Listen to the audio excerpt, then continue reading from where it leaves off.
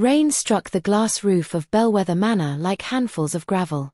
Outside the ballroom doors, black maid Talia Monroe stood beneath the open sky, soaked through her uniform, while wedding guests watched from the warmth. "Stand there until you learn respect," Colette Voss ordered. Talia's fingers tightened around the silver tray in her hands. Water ran from her braids, down her deep brown face, and onto the stone terrace. Before the storm reveals what Colette was truly hiding, subscribe to the channel and tell us in the comments where you are watching from. Inside, billionaire Graham Bellweather waited beside an altar covered in white lilies. The ceremony was scheduled to begin in 20 minutes. He had not seen Colette force Talia outside.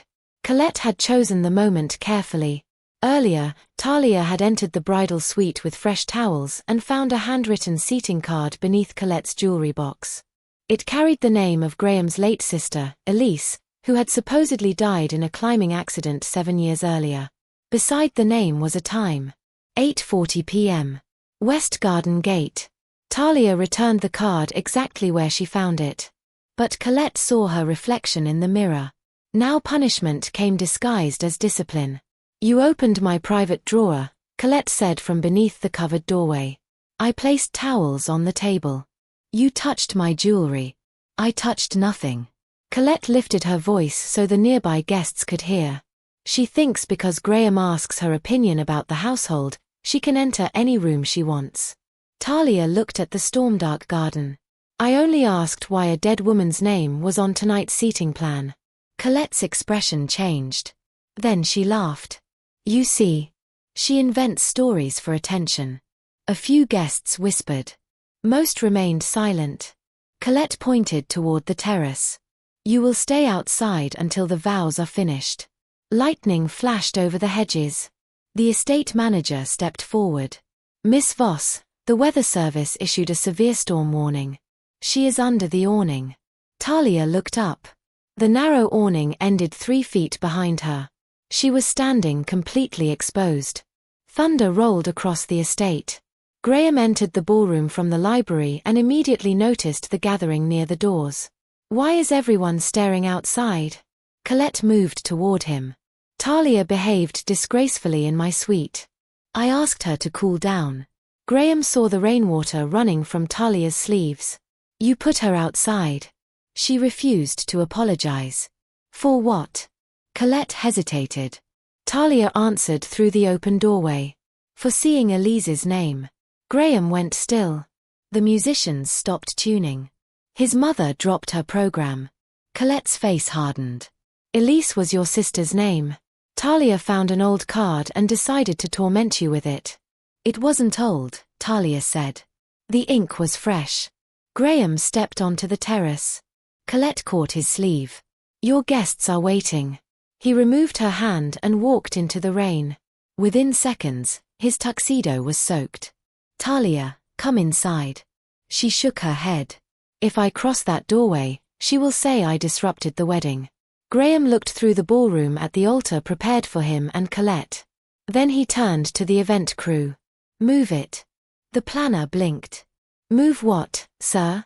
"The altar. The chairs. The flowers. Bring everything outside." Colette stared at him. "You cannot be serious. If Talia is required to stand in the rain, then no ceremony happens somewhere dry." Workers hesitated until Graham lifted one end of the altar table himself. Guests rushed to help. Within minutes, rows of chairs appeared across the terrace beneath umbrellas. The string quartet moved beneath the awning. White lilies bent in the wind. Graham placed the altar beside Talia. Colette followed him outside, fury burning through her carefully composed smile. "You are turning our wedding into a spectacle for a maid." "No," Graham said. "You did that when you made cruelty part of the program." Talia lowered the tray. "I don't want your wedding moved for me. This isn't for you alone. It is so everyone remembers what they were willing to watch." The words silenced the guests. Then the clock above the ballroom struck 8:40. A light appeared beyond the West Garden Gate. Talia looked toward it. A woman in a torn silver dress emerged through the rain. Graham whispered his sister's name. "Elise." Colette backed away. The woman crossed the lawn, limping, one hand pressed against her side. She reached the terrace and collapsed beside the altar. Graham caught her. Elise opened her eyes. "She kept me in the old hunting lodge," she whispered. Everyone looked at Colette. "That is impossible," Colette said. "She died 7 years ago." Elise raised a trembling finger toward her. "She paid them to fake my death." Security moved toward Colette. A sharp electronic tone came from Talia's tray. Beneath the folded napkins, a hidden phone lit up with a live video. The screen showed the hunting lodge burning. Inside, an elderly woman was chained to a chair. Talia recognized her immediately. Her grandmother had disappeared the same week Elise supposedly died. A message appeared beneath the video. "Bring the bride to the West Gate alone, or both families lose their last witness." Then Colette pulled a small remote from inside her wedding bouquet. She smiled at Talia. "You should have stayed in the rain." And every umbrella on the terrace burst into flames all at once. Fire climbed through the umbrellas in orange rings. Guests screamed and scattered across the rain-soaked terrace as burning fabric collapsed around them. Graham dragged Elise behind the stone altar while Talia kicked an umbrella stand away from the nearest chairs. "Everyone inside," security shouted. The ballroom doors slammed shut before half the guests reached them. Colette still held the remote. "Drop it," Graham ordered. "If I release this switch, the hunting lodge burns faster." Talia looked at the phone beneath the tray. Her grandmother, Beatrice Monroe, remained chained inside the lodge while smoke rolled across the ceiling. Elise grabbed Graham's sleeve. "She is not alone there." "Who else?" "The man who helped fake my death." Colette stepped backward. "You want answers? Bring me to the West Gate." Security surrounded her. "Touch me, and the lodge doors lock permanently." Talia studied the remote. A green light blinked in time with the video. "It is not controlling the fire," she said. Colette looked at her. "The signal is too weak in this storm. The remote is transmitting your location." Graham turned toward the garden. "Someone is watching from the West Gate." A black vehicle appeared beyond the iron bars. Its headlights flashed twice. Colette's confidence returned. "My father is here." Elise whispered, "That is not her father." The vehicle door opened. A tall man stepped into the rain wearing a dark overcoat and silver gloves. Graham's mother made a broken sound. "Arthur." The man looked exactly like Graham's father, who had died 12 years earlier. Graham stared. "My father was buried." Elise shook her head. "That man was at the lodge. He called himself Arthur Bellweather, but he is not our father." The stranger raised a loudspeaker. "Bring Colette and the black maid to the gate. Everyone else stays." Talia looked at Colette. "Why me?" "Because your grandmother kept something belonging to both families." Lightning split the sky.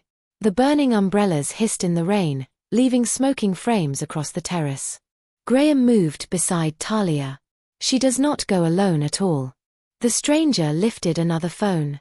The lodge video widened. Behind Beatrice stood a locked glass cabinet containing an old wedding dress, a sealed document tube, and a gold key. The maid's blood opens the cabinet. The bride's voice opens the gate. Colette's face changed. "My voice. You were promised a wedding.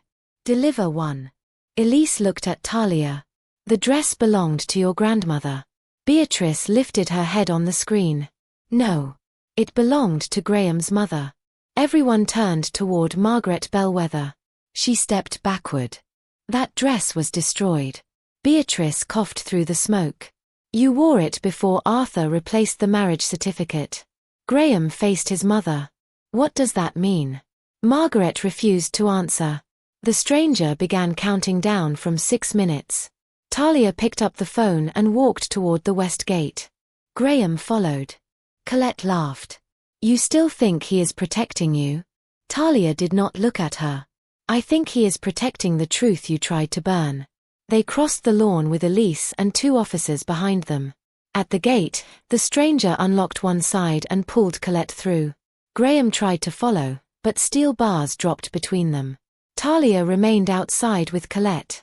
The stranger removed one silver glove. A black burn scar covered his hand. Elise saw it and froze. That is the man from the climbing accident. He smiled. My name is Silas Voss. Colette stared. My uncle Silas died before I was born. No. Your father borrowed my name after stealing my life. Silas explained that the Voss and Bellweather families created a private marriage trust decades earlier. Whoever controlled the original wedding certificate controlled the estate, lodge, and foundation land. Arthur Bellweather discovered the document was fraudulent and tried to expose it. Silas's brother killed him and took his identity. Graham's mother helped hide the replacement. Graham looked through the bars. Mother, is he telling the truth? Margaret's silence answered. The lodge countdown reached 4 minutes. Silas handed Talia a blade. Open your palm. Graham struck the gate. Do not touch her. Talia examined the blade. Dark residue coated its edge. This is poisoned. Silas smiled. You are observant. She dropped it into the mud. My blood opens nothing if I am dead. Colette pulled a jeweled pin from her bouquet and slashed Talia's forearm. Blood ran down Talia's skin. Silas caught it inside the gold key's hollow center. The key lit green. Graham forced one bar upward, but it would not move. Silas dragged Colette and Talia toward the vehicle. Elise shouted from behind the gate. Talia, the chapel tunnel. Talia remembered the stone path beside the hedge. As Silas opened the vehicle door, she drove her shoulder into Colette and ran. Gunfire struck the mud around her. She reached the hedge, found an iron ring beneath the roots, and pulled. A trapdoor opened. Talia dropped into darkness. Colette jumped after her.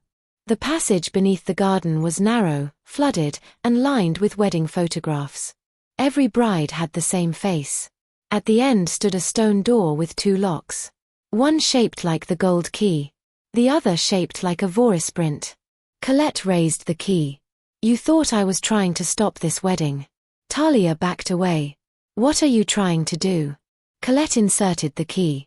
I am finishing the wedding your grandmother interrupted 30 years ago. The second lock activated. Colette spoke clearly. I, Colette Voss, accept the Bellweather inheritance. The stone door opened.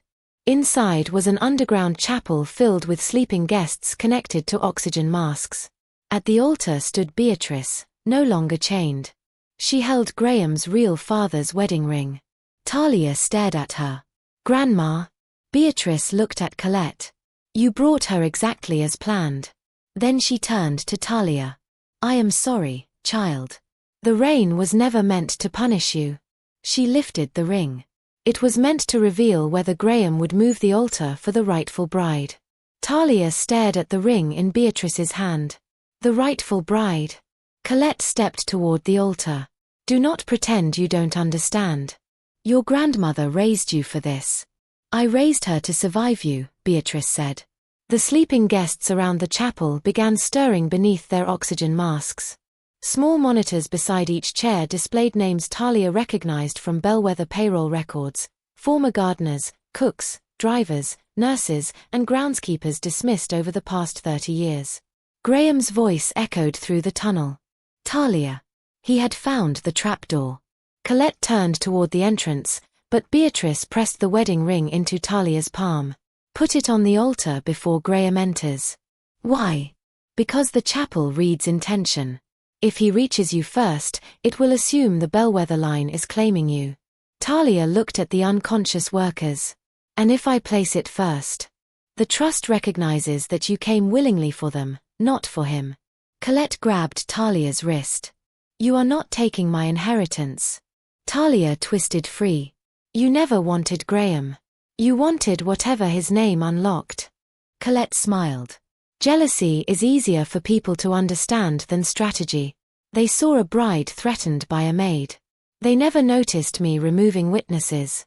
Graham emerged from the passage with Elise behind him. He saw Talia at the altar and stopped. Beatrice shouted, "Do not cross the white line." A narrow circle of salt surrounded the altar. Graham looked at Talia. What is happening? Your family's marriage trust is holding former employees hostage. Elise checked one monitor. They are not asleep. They are sedated. A screen above the altar activated. Silas appeared from the garden, now holding Margaret Bellweather at gunpoint. "You have 3 minutes," he announced. "The rightful bride must complete the vow, or the chapel seals permanently." Talia looked at Beatrice. "Who is the rightful bride?" Beatrice pointed to the ring. "The woman whose family paid for Bellweather Manor before the Bellweathers claimed it." Talia understood. "My great-grandmother. She married Arthur Bellweather's grandfather in this chapel. Her name was erased from every public record, but the land remained tied to her bloodline." Colette lifted her chin. "And because your family served inside the house, no one questioned why you never left." Talia's anger sharpened. "You kept us close so you could use our blood." Beatrice nodded painfully. "I interrupted the ceremony 30 years ago when Colette's father tried to marry Margaret using your great-grandmother's identity. That is why he took Elise and me. He needed a Bellweather daughter and a Monroe witness." Graham looked at his mother on the screen. "You knew." Margaret's voice trembled. "I knew enough to be afraid." Silas pressed the gun harder against her temple. "Complete the vow." The chapel lights turned red. One of the sleeping workers began struggling for breath. Talia moved toward the altar. Graham stepped across the white line.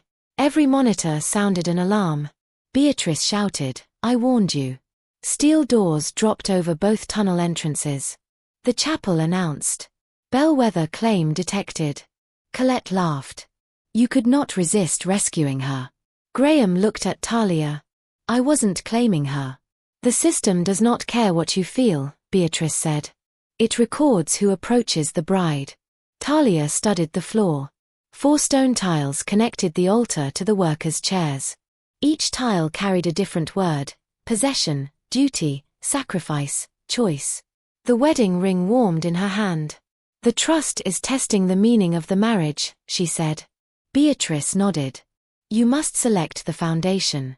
Colette rushed toward possession. Talia blocked her.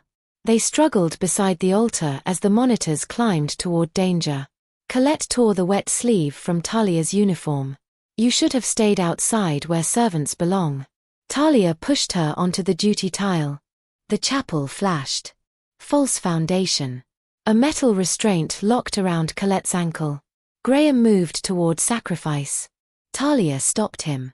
"That is another trap. It wants someone to surrender themselves so the old ownership survives." "Then what do we choose?" Talia stepped onto choice. The ring split open.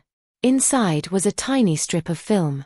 Elise held it beneath the altar light. Images appeared across the wall: Margaret signing a statement, Arthur Bellweather confronting Silas, and Beatrice hiding an infant beneath her coat. Talia stared at the baby. "That is me." Beatrice lowered her head. "No. That is Colette."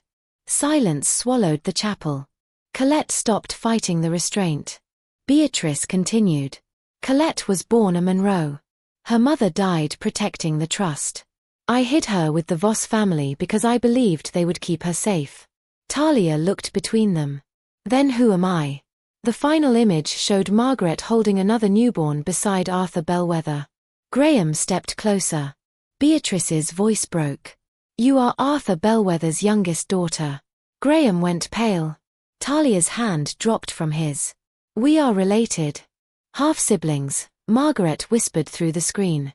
Colette began laughing. The billionaire did not move the altar for his future bride. He moved it for his own sister. The chapel accepted the bloodline match. Bellweather heir confirmed. All the sleeping workers opened their eyes at once. Then the altar split apart, revealing a second woman beneath it wearing Talia's face. She opened her eyes and whispered, "Do not believe Beatrice. I am the real Talia Monroe." The chapel countdown reset to 60 seconds. And Graham was standing between both women. This time, the final instruction read, "Only one heir may leave alive." The second woman pulled herself from beneath the altar as the countdown flashed red across the chapel walls. "Only one heir may leave alive," the system repeated. Graham moved between her and Talia. "No one is dying." The stranger touched her face and peeled away a thin transparent mask. Beneath it was a woman with lighter brown skin, a scar across her temple, and eyes identical to Beatrice's. "My name is Lenora Monroe," she said. "Talia is my younger sister." Talia stared at Beatrice. "You told me I was Arthur Bellweather's daughter." "I said what Silas ordered me to say," Beatrice answered. He was listening through the altar. Colette pulled against the restraint around her ankle. "So the sister story was another lie?" "No," Lenora said. "The lie was making Talia believe Graham shared her blood." Silas's voice thundered from the speakers. 40 seconds. Lenora pointed toward the words carved into the floor. "Choice was the correct foundation. That means the trust cannot demand death." The final command was added later. Talia looked at the wall behind the altar. A fresh cable ran into the old stone mechanism. Silas connected his own computer to the chapel. Graham tore the cable free. The countdown stopped at 28 seconds, then changed. Unauthorized condition removed. All living Monroe heirs must consent. 2 palm scanners rose from the altar. Lenora placed her hand on one. Talia hesitated. "Why did you call yourself the real Talia?" "Because Silas gave me your identity after he took me. Every hospital record, passport, and trust document says I am you. He planned to kill whichever sister resisted and keep the other as his legal heir." Talia pressed her palm to the second scanner. The chapel recognized them both. Workers' trust release approved. The oxygen masks unlocked. Former employees rose from their chairs, frightened but alive. Elise guided them toward the emergency passage while officers forced open the outer doors. Silas appeared at the tunnel entrance with Margaret held before him. "You think releasing a few servants changes ownership?" he shouted. Talia stepped away from the altar. "They are not servants. They are witnesses and beneficiaries." Beatrice handed her the strip of film. The final frame was never shown. Elise placed it beneath the light again. A hidden image appeared, Arthur Bellweather signing a legal adoption record while Talia's mother, Celia Monroe, held her newborn daughter. Graham read the document aloud. Arthur adopted Talia to protect her from Silas. He was never her biological father. Margaret nodded through tears. Arthur knew Silas would search for every Monroe child. "We changed her surname inside the private registry and placed her with Beatrice." Graham looked at Talia. "So we are not related." "No," Margaret said. "But that is not what matters now." Talia agreed. The truth freed her from Silas's manipulation, but it did not turn danger into romance or erase years of theft. Silas shoved Margaret aside and raised his weapon. Lenora stepped in front of Talia. "You used me long enough." He aimed at her. Colette suddenly tore the jeweled pin from her bouquet and drove it into the release switch on her ankle restraint. The metal cuff opened. For one moment, everyone expected her to run toward Silas. Instead, she struck his wrist. The weapon fell across the salt line. Graham kicked it away, and officers pulled Silas to the floor. Colette stood trembling beside the altar. Talia watched her carefully. "Why did you help?" Colette looked at Lenora. "Because I spent my life believing the Voss family rescued me. Tonight I learned they stole my mother, my name, and my choices too." Beatrice shook her head. "You are not a Monroe by birth, Colette. Silas planted that story because he needed you to compete with Talia." Colette's face emptied. "Then who am I?" Margaret answered. "You are Silas's daughter." Silas laughed from beneath the officers holding him. "And you still protected the maid instead of your own blood." Colette looked down at him. "You never treated anyone as your own." She handed the remote from her bouquet to the police. "It contains every location, payment, and access code he used." The live feed from the terrace was still connected to court servers. Guests, investigators, and reporters had watched the confession unfold in real time. Silas Voss was charged with kidnapping, attempted murder, identity theft, unlawful imprisonment, arson, and conspiracy. Margaret surrendered records proving she had concealed the false marriage trust. She was not excused because fear had guided her silence, but her testimony helped free the workers and identify families deprived of property. Colette admitted helping confine Elise and punish Talia. Her decision to stop Silas did not erase her cruelty. She accepted a reduced sentence only after surrendering the Voss fortune to the Workers' Trust and testifying against her father. Lenora spent months rebuilding an identity that had been stolen before she was old enough to understand it. Talia did not instantly become close to her. They began with medical records, shared photographs, difficult questions, and weekly breakfasts where neither pretended that blood alone created trust. The court also invalidated every contract created through the chapel. Back wages, land shares, and retirement funds were returned to hundreds of families. Beatrice testified for 9 days, naming judges, bankers, and executives who had protected Silas. Some resigned before charges arrived. Others claimed ignorance. Talia attended every hearing, refusing settlements that would have hidden the truth again from the public. Bellweather Manor reopened 1 year later, no longer as a private estate. The ballroom became a legal resource center for domestic workers, and the hunting lodge became emergency housing for people escaping coercive employers. On opening night, rain began falling again. Talia stood beneath the same terrace where Colette had once ordered her to remain. This time, hundreds of former workers stood beside her beneath a permanent glass canopy. Graham approached carrying no ring and making no public declaration. "I owe you an apology," he said. "Moving the altar looked brave, but I should have stopped the punishment before you had to endure it. You did not know. I knew Colette enjoyed humiliating staff. I kept calling it impatience because confronting it would have complicated my life." Talia respected the honesty more than an excuse. What happens to Bellweather Holdings? It ends. The employees voted to divide it into regional cooperatives. And you? I was offered a management role. I accepted the smallest one. Music drifted from the ballroom. Graham held out his hand. No altar. No inheritance. No audience expecting an answer. Talia looked at Lenora, Beatrice, Elise, and the workers filling the terrace. Then she placed her hand in his. "One dance," she said. Nothing promised beyond it. They stepped into the rain together. No one moved the altar this time because there was no wedding to rescue and no woman waiting to be claimed. The guests simply cleared the terrace. Talia danced because she chose to, beneath a storm that no longer belonged to Colette, Silas, or the families that had tried to turn her blood into property. Once, she had been ordered to stand outside alone. Now the entire house stood with her.